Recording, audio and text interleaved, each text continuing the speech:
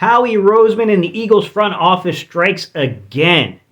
They go into the mercenary free agent veteran market and they pull themselves up arguably one of the game's all-time greats at wide receiver. And yet, questions are starting to mount about whether this was a necessary move for the Eagles to make. I'm not too sure that I personally have the answer to that question, but what I do know is this. You got a great fit for the locker room. You got a former SEC product, a former Alabama product, a guy who is a mentor to both DeVonta Smith and A.J. Brown, a former teammate of Oz with the Atlanta Falcons, and just a great character player in Julio Jones walking into the NovaCare complex. You got Nick Sirianni out here talking about matchup-based offense. And what does he do? He throws defenses one more matchup to worry about inside this Philadelphia Eagles offense. All right, y'all. Let's break down those statements I just made, and let's talk about what this addition means for the Philadelphia Eagles. What's up, Cerebral football fans? My name is Steven Hyder. This is Gate City Sports Channel. So Julio Jones, I don't want to undersell the importance of what this man has meant to the NFL. Since 2011, Julio Jones has more 100-yard receiving games than any wide receiver in the NFL. His 62 100-yard games since 2011 is number one overall. As a matter of fact, if you go on to something like StatHead and you filter since 1940, you quickly find out the impact that Julio Jones has had on this game of football. He is the third ranking wide receiver all time in 100-yard games. He only trails Jerry Rice's 84 and then Randy Moss's 67. Anytime your name is alongside of someone such as Jerry Rice and Randy Moss, you have done something right inside of your career. But there's a question, and a major question that is looming. How do you get the football to each and every one of these weapons? Can I let you in on a little secret? That ain't what it's about. Yes, allocation of targets, we get it. You got to keep each guy satisfied. You got to keep feeding each guy. You got to make sure blah, blah, blah, blah, blah, blah, blah, blah, blah, blah. That's not what Nick is trying to do. Nick is trying to play matchup-based football. What does that mean? It means he's not trying to fool your eyes. He's not trying to throw wrinkles out there. He's not trying to play bunches or stacks. He's not trying to use a bunch of motion. He'll give intel to the quarterback through motion. But what he's really wanting to do is just let you know we're better than you. We have better personnel than you. All I want to do is give my quarterback a clean sight over your defense. I want to make sure he can see everything. And I want him to identify where the mismatch lies. Because here's the simple facts, guys. The Eagles go empty back set. What does that look like? A.J. Brown, DeVonta Smith, Dallas Goedert, DeAndre Swift, Kenny Gainwell, and then Julio Jones? Somebody's going to be matched up with a major mismatch here. Somebody's going to have a serious advantage on a defender.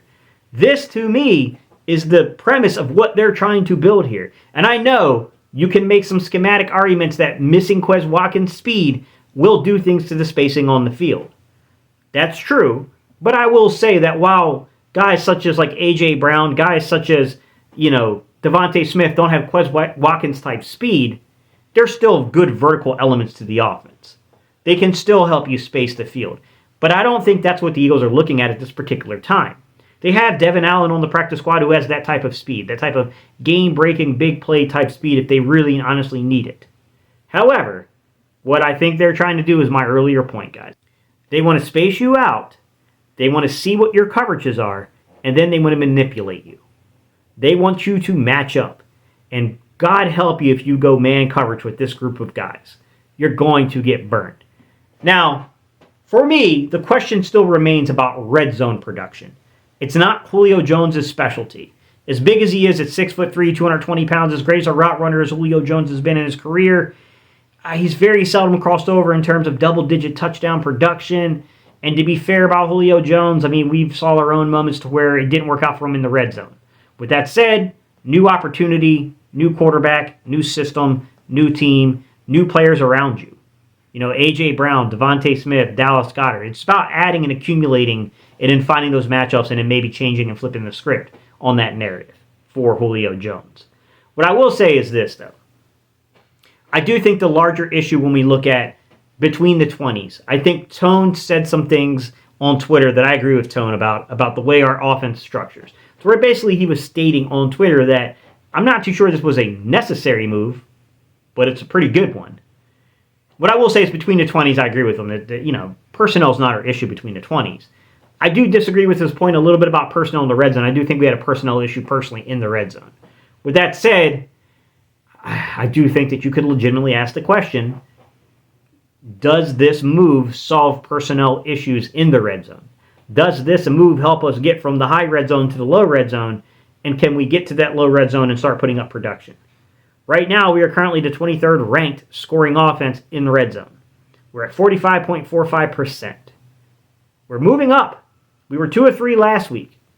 Can we continue the momentum? Can we keep building? Can Julio Jones help one of the big areas that this offense is struggling? Because we're already pretty dang good on third down. I mean, we're absolutely destroying teams on third down. This offense has already shown that it is an absolute terror to match up with and defend on third down. We know that moving the ball between the 20s, this is one of the best offenses in the league. It's about finding those matchups. It's about exploiting those matchups in the red zone. Will this move help the Philadelphia Eagles be able to accomplish the said results we're seeking? Because with the gauntlet of games coming up with Miami, with Buffalo, with Kansas City, with Dallas a couple of times, yeah, we can't be out there looking stupid in the red zone, guys, right? We can't be having 1 for 5 and then, 2 for 6. We can't have those type of performances against teams that can legitimately put up 30 points on the board without problem. That's the games where we need to start seeing the 3 for 5s and the 4 for 5s, the 5 for 5s. If that's even remotely possible, we'll take it, right? I mean, Miami's over 80% in the red zone, guys.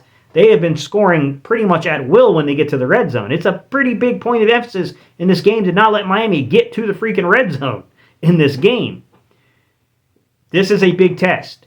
This upcoming week versus Miami, the addition of Julio Jones into the offense, and then how this team reacts and plays inside the red zone with Julio Jones now, this is a big test because we're getting the matchups.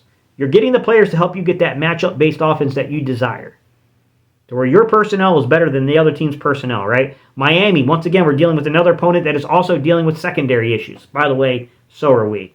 And they also got, legit receiving core. With that said, what can you do down inside of the money area? What can you do between the 20s? When you get to that 20-yard line to the red zone marker, to that goal line marker, I should say, what can you do?